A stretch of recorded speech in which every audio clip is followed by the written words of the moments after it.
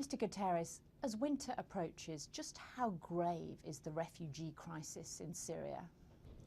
Well, it is a mega crisis. We are talking about 3.2 million refugees. We are talking about 7.6 million people displaced inside the country. People think that the Middle East is warm, but it's not true in winter. Some areas have snow, have rain and negative temperatures, and so it's absolutely essential to provide these people with adequate winterization. Neighbouring countries like Lebanon and Jordan have been very generous in accepting refugees from Syria, but are they approaching a breaking point?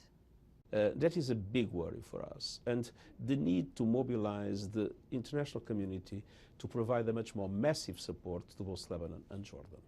If you have Lebanon with probably 1/3 of the population today refugee, either Palestinians or Syrians, the impact in the economy, in the society. I was in a village with 3,000 Lebanese, 5,000 Syrians, which means jobs become scarce, salaries go down, rents go up, prices go up, poor people live in much worse conditions. So massive support from the international community is necessary. Without that massive support, the asylum space for Syrians in the neighborhood will be at risk.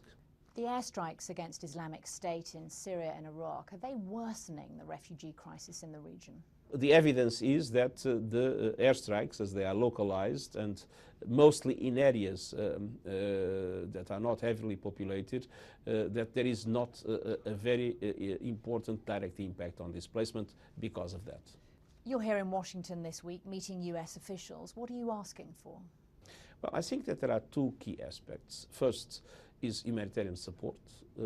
Second is to look into the neighboring countries, and especially into Jordan and Lebanon, but also Turkey and, of course, Kurdistan in Iraq, that is also struggling enormously with such a large number of Syrians and displaced Iraqis inside, and to do everything possible to find a political solution for the conflict, because we humanitarians are no longer able to cope with the challenge, because the dimension became overwhelming. If you're overwhelmed and don't have enough money to care for all the refugees, which countries need to do more?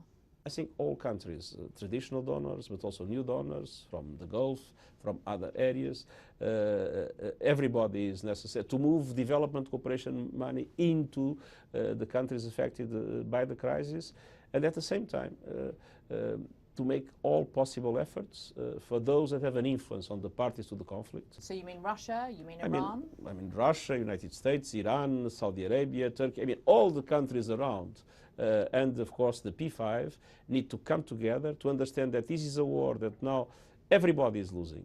As a humanitarian who must pick up the pieces from the Syrian conflict, why is it that the big powers in the world can't resolve this problem?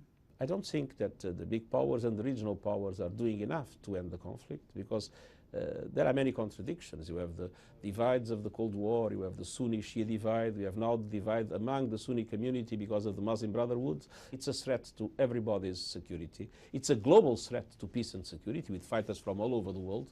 And so it's time to put aside the differences, put aside the contradictions, come together and make it happen, make peace happen in Syria, because we are no longer able to pick up the pieces. We are no longer able to clean up the mess. The humanitarian capacity is not enough for the dramatic needs we are facing. Antonio Guterres, thank you for joining us. Thank you.